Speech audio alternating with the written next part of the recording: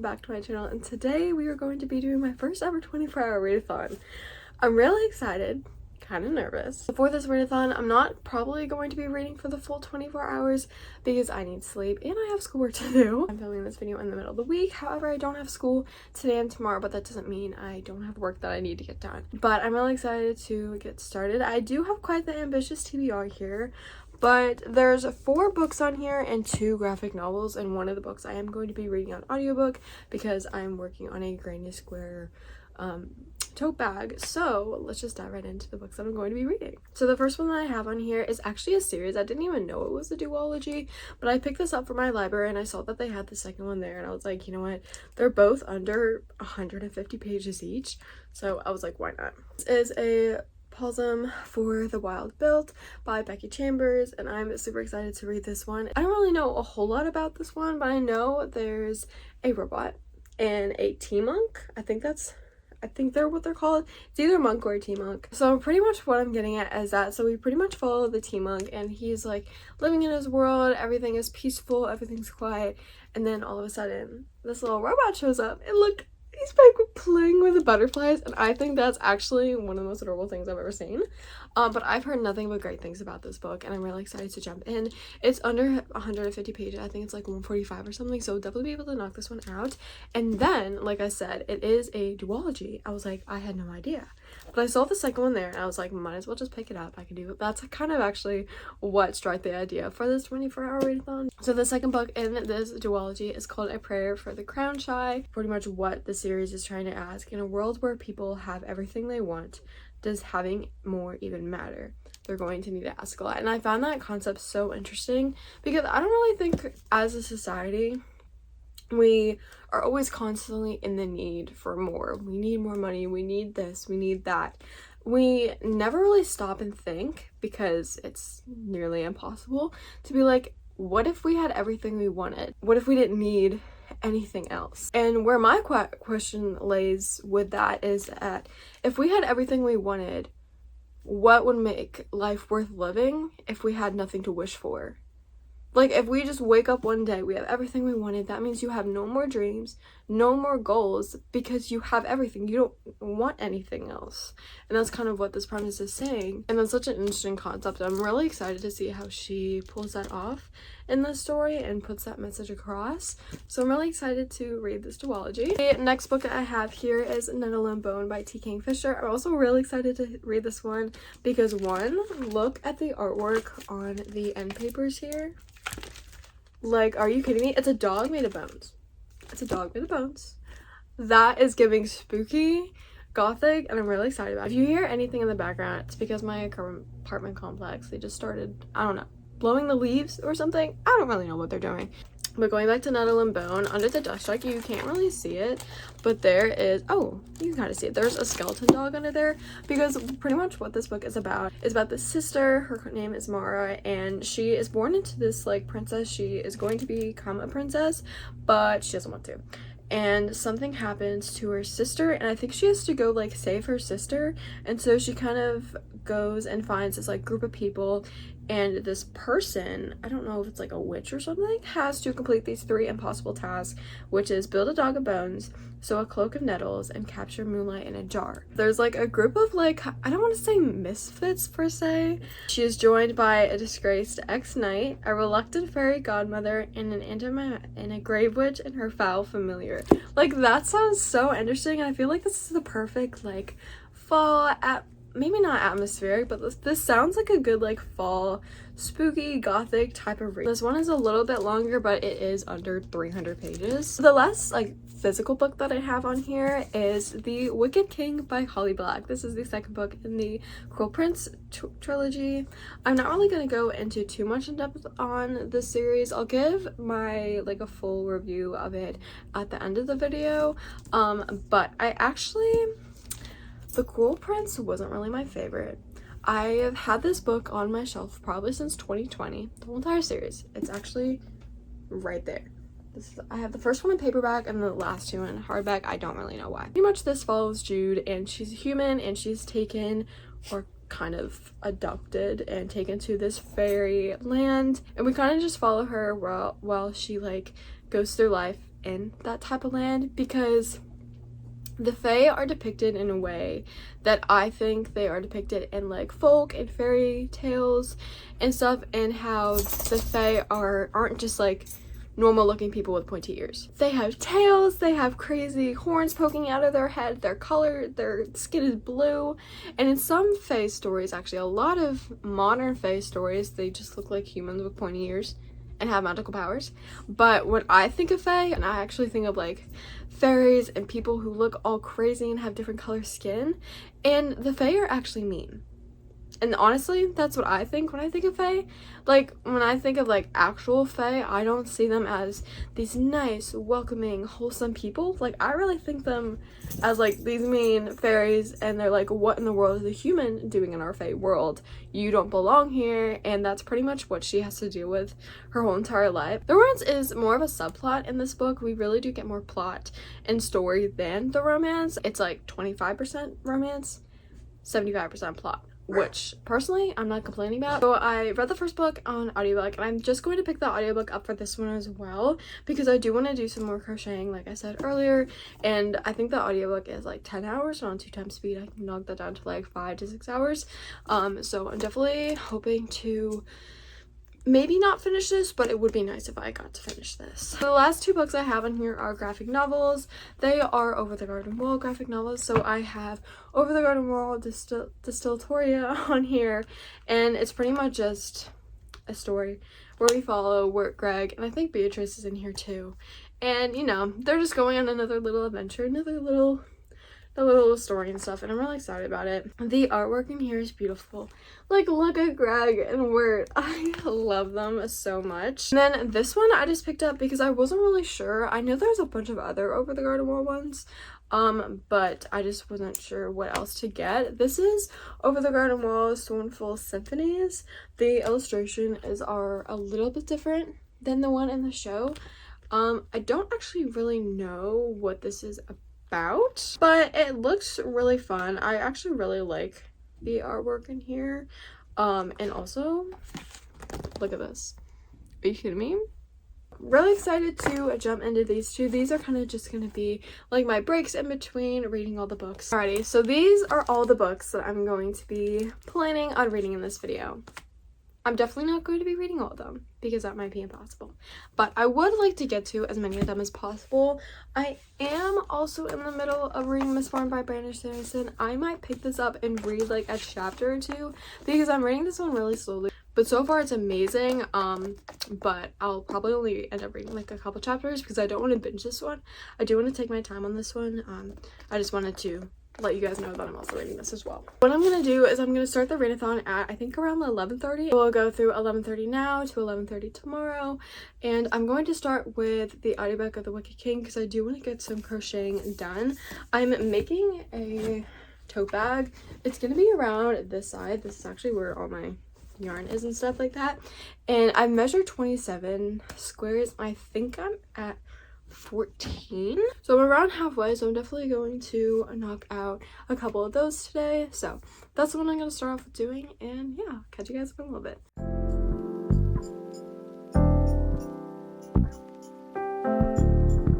Perfect, but he hated sparring. She paired the obvious defenses with the obvious attacks, so it's easy to lure him to see blue, as the Jew was swapping the steps of the dance rather than winning.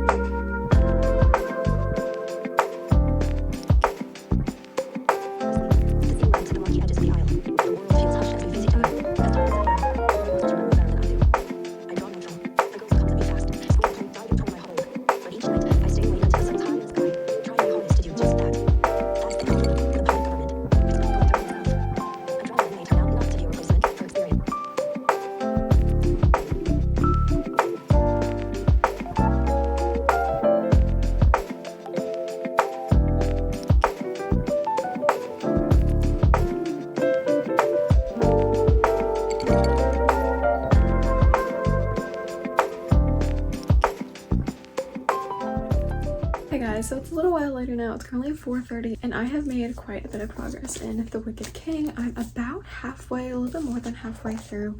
I'm currently on chapter 20, page 189. So yeah, we're almost, I think I'm like 60% of the way through this. But I do want to take a little bit of a break. Either thinking one of these. I'm either thinking the Over the Garden Wall graphic novel or a Pausing for the Wild Belt. I kind of want to read this one first just because it looks really fun and I think I'm really gonna like it, and then jump into this one.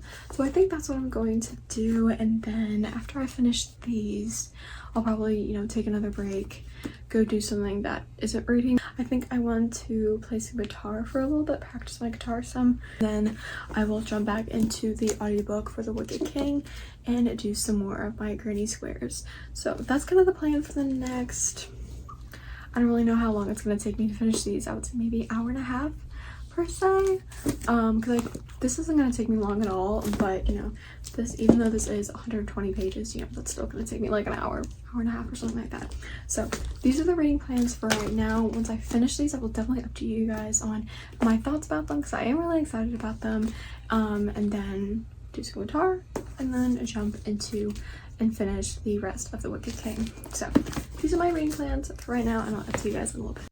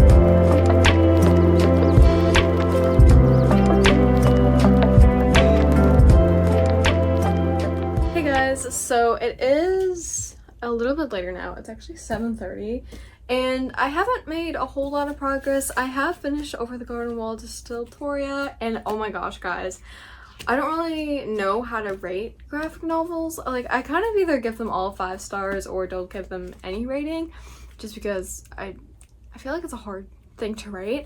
But this was a 5-star. It was so much fun. If the show never got canceled and they actually made another season, you know, this would literally be an episode in it. So we follow our 3 main characters, Greg and Beatrice, as they are making their way home, and with that they also need to bring Beatrice home, but they get home and they forget to take her back because she was never actually supposed to, you know, go home with them. She was supposed to go to her home and they were supposed to go to their home, but now Beatrice is with them and they're like, I don't know what you want me to do. They don't know what to do.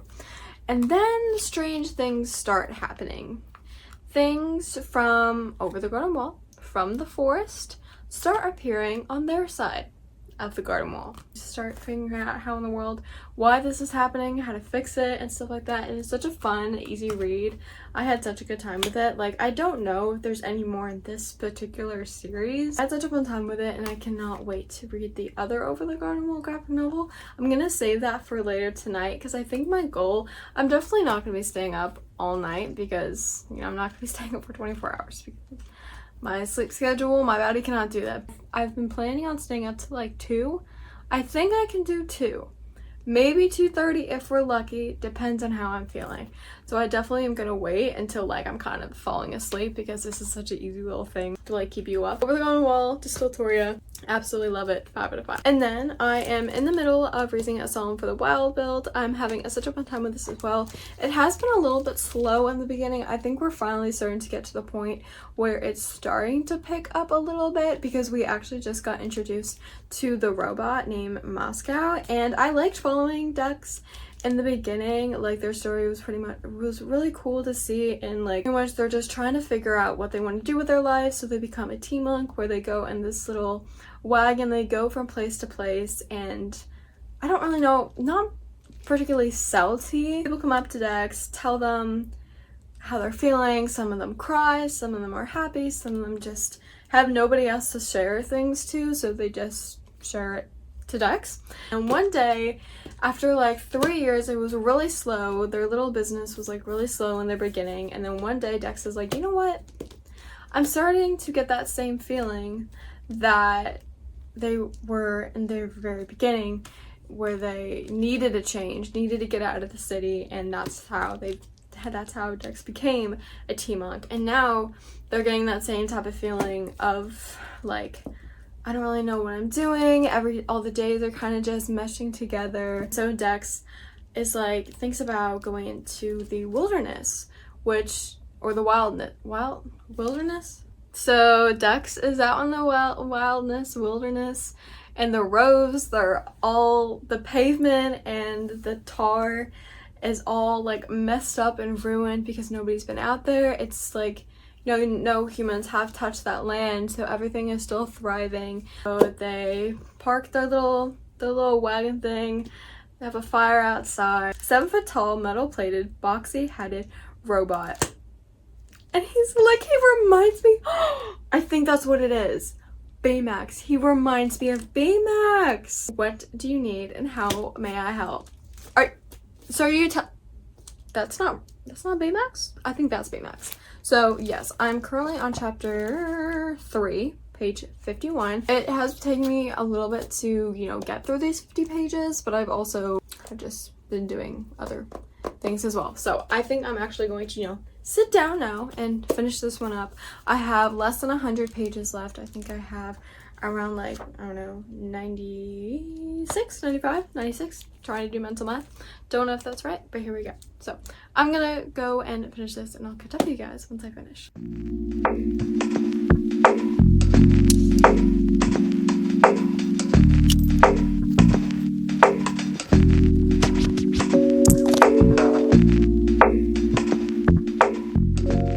I love this quote so much. Most of my kind have a focus, not as sharply focused as 2 foxes or black marbled rock frog necessarily, but they have an area of expertise at least, whereas I like everything. Everything is interesting. I know about a lot of things, but only a little in each regard.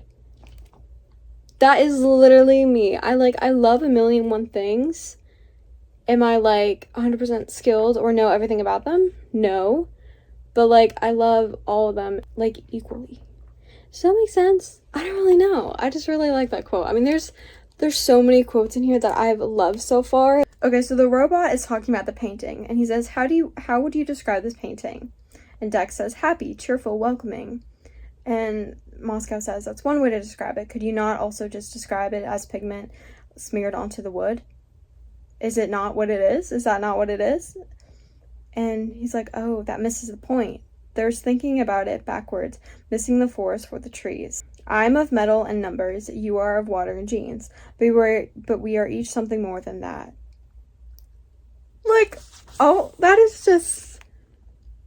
That's really cool. So yeah.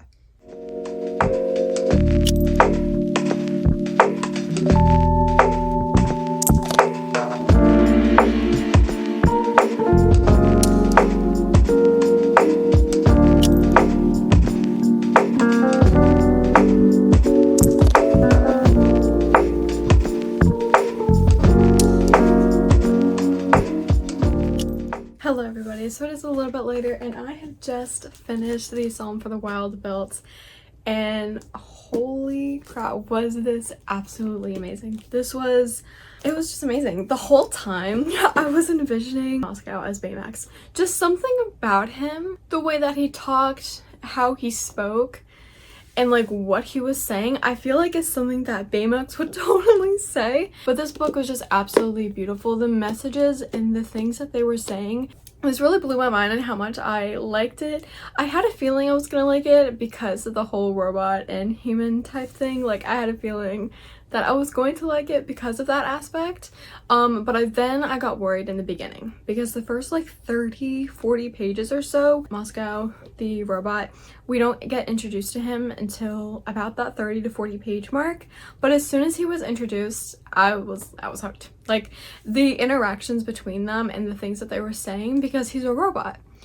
So while, you know, he has some form of consciousness and he knows some stuff, he's also learning from Dex, who is a human, while Dex is also learning from Moscow, who's a robot. I think one of my favorite scenes from this is that they were cooking and Dex was cooking and he was cutting up onions. And you know, onions, you know, they make you teary-eyed, they make you cry because of the chemicals that they release. And so Moscow, one, I don't even know how a whole 7-foot robot fits in this little wagon thing that they're carrying around, but I digress. He's like, why are you crying? What's going on? How can I help you? And he's like, no, it's fine, just the onions or whatever. And then they go back inside after he's like calmed down, and Moscow's like, is there anything I can do to like help? And he's like, okay, you can put the onions on the pot. And so he's literally showing Moscow how to cook. He's like showing him, okay, so you need to put butter on the pan. And then he's like, why do you need to put butter on the pan? Because he's like, because it makes it non-stick and because of the fat in it. And like doing all this different stuff, how to stir it when it's ready. It was just such a wholesome interaction between the two, and I absolutely loved it. I do think I'm gonna give this one a 4.5 star. Honestly, just because of that beginning part. So what I'm going to go into next, I'm actually going to jump back into reading some more of The Wicked King by Holly Black. Like I said earlier, I'm around 60%. I'm around 60% of the way through. I'm on chapter 20, page 189. I don't actually know how many pages are in this book. 322. I'm on 189. I'm like 60% of the way through. So I think I have 4 hours left on the audiobook. So on 2 times speed, that knocks it down to like 2 hours, maybe a little bit more. So in that time, I'm going to be doing some more crocheting. My plan is to make at least 3 of them. 4 would be amazing, but my plan is 3. So yeah, I'm going to go do that, and I'll update you guys once I finish. Guys. What was that? So it's currently 12:30 right now, and I just finished The Wicked King here. And the ending? Are you kidding me? If you know, you know what happens between Carden and Jude, and what the actual heck. Was it kind of weird? I'm going to make this very vague. Was what happened very, very weird? Yes. Did I see it coming? No. And I was like, that is so strange, but at the same time, it makes sense. And that is something that they would do. But what happened at the very end, I was like, wait. Hold on. Wait a second. Let's rewind the tapes. Hold the phone. I would love to start the Queen of Nothing. Like, honestly, I kind of really want to. I don't really know though. Let me see. It's like 305 pages. What the heck? Damn it. Why did this have to leave on a cliffhanger? No. This was not in the cards. No. Anyway, what I've been doing for the past, couple hours while I've been listening to that absolutely crazy audiobook, I have been doing some more granny squares. I've gotten 3 done and I'm working on the 4th one. I'm doing the gray around here, like as you can see, but you can't really tell, but there's like a line across my finger. Kind of creepy. I don't actually know if I want to do any more of these because like my hands are starting to hurt and I am getting a little bit tired, but I said I was going to stay up till 2.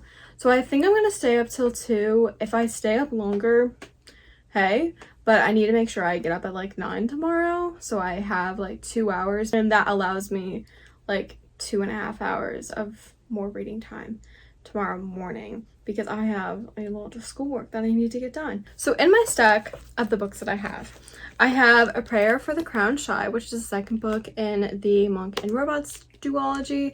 This is the second book to Pausum and the Wild Build. Honestly thinking about leaving this for tomorrow. Like, this is the book that I would end off the readathon on.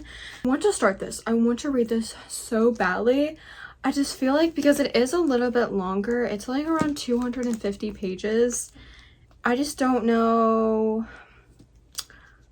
if I'm gonna have the time to read it. If I ended up reading this one, this is honestly probably the last book that I'm going to be reading besides the Over the Garden Wall. This is the other book that I have, which is the other Over the Garden Wall graphic novel I have. So if I choose to read this, I'm probably not gonna read this. But if I choose to read this, I'll be able to read this, and I don't know how long the audiobook for Queen of Nothing is. I'm going to start the audiobook for Queen of Nothing, honestly, just so I can finish off my Granny Square and I can like listen to something and do some sort of reading while doing that.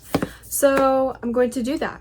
And then I'm going to take a shower, listen to the audiobook while I take a shower. By then, I should be able to get at least an hour into it. Then I'm going to read the Over the Garden Wall Sornful Symphonies graphic novel. And then we will jump into A Prayer for the Crowned Shy. These are the reading plans for the rest of the night and tomorrow.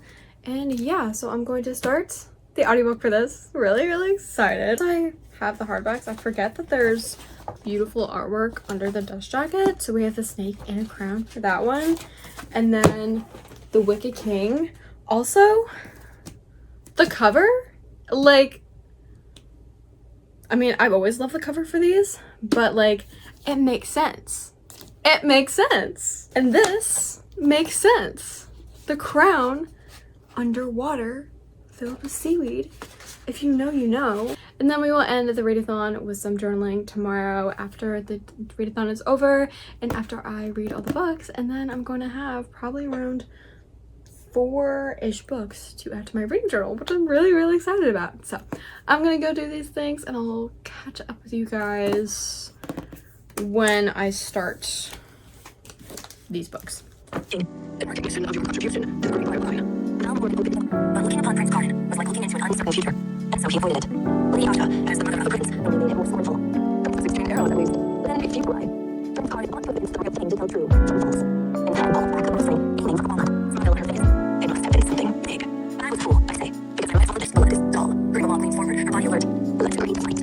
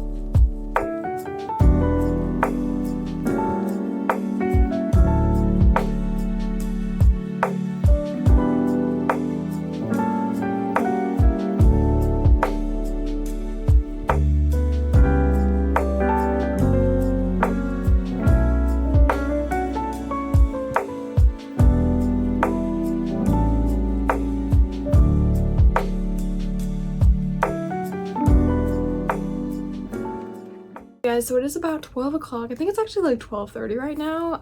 I did finish reading around 12, so I did go over the 24 hours just by like 30 minutes because I wanted to finish up reading the prayer for the crown shy. I really like the ending of this book because we see Dex in Moscow as they run out to the beach. I'm pretty sure it's nighttime, and they start splashing around and see the water start glowing.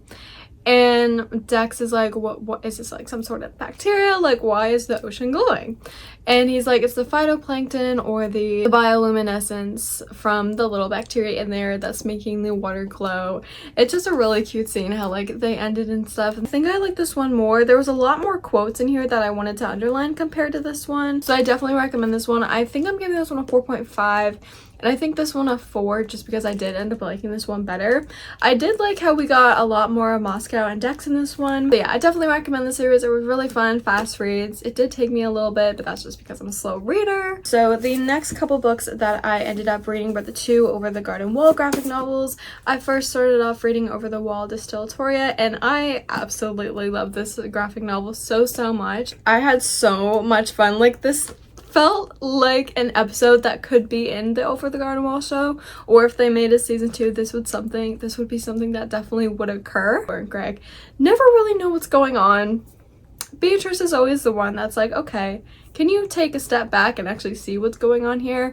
Greg I love Greg so much because he is completely clueless. He's like, oh, we're lost in the woods, yay, we're just gonna go on a little adventure through the woods, and I'm gonna bring my frog that I name him that has a different name every 15 seconds, because I thought the show ended with the frog being Jason Funderburger, but in this he has like 15 different names, so it makes sense, like, for the character. The artwork in this, as you can see, it's literally just like the artwork in the show. This one's absolutely fantastic. Definitely a 5 out of 5 stars for this one. We go over to the Sworn for Symphonies. This one was really fun too. Like I said earlier, I didn't like it as much as I did Distillatoria, but I really did like it. It was actually kind of creepy because, like, what's going on is they find this abandoned town as they're on their way to Adelaide's house. So this could be like a filler episode in the season 1 of Over the Garden Wall, because it takes place when they're on their way to Adelaide, which is like the first half of the series. They find this abandoned town, and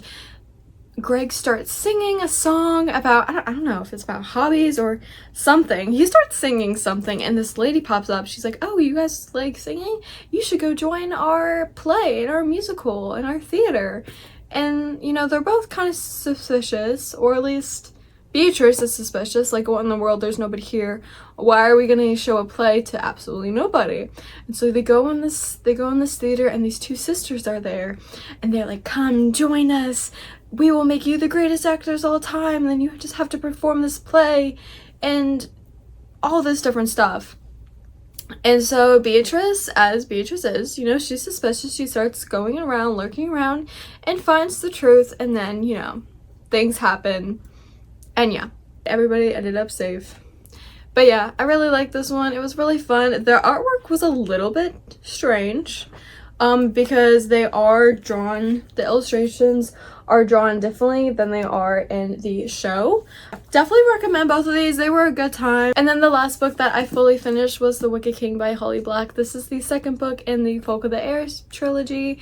I had such a fun time with this one. I was honestly so pleasantly surprised. Based on how the first one ended, I was excited, but I really had a tough time getting through the first one. The last 25% of it was like really good, and that really like grabbed my attention to keep going on with the series. But this one, I was like entertained the whole entire time. So many things were happening. There was actually a little bit more romance in this one, I think, but also this series does heavily have to do with like politics. The ending of this book was crazy. Like, I didn't expect that at all. Like, I was suspicious on why Carden did the thing that he did and why he was acting the way that he was. And something happened at the end, and I was like, oh, yeah, I need the third one right now. Finished this one, absolutely loved it. I'm gonna give it a 4 out of 5. But the more I kind of think about it, it might be like a 4.25, honestly.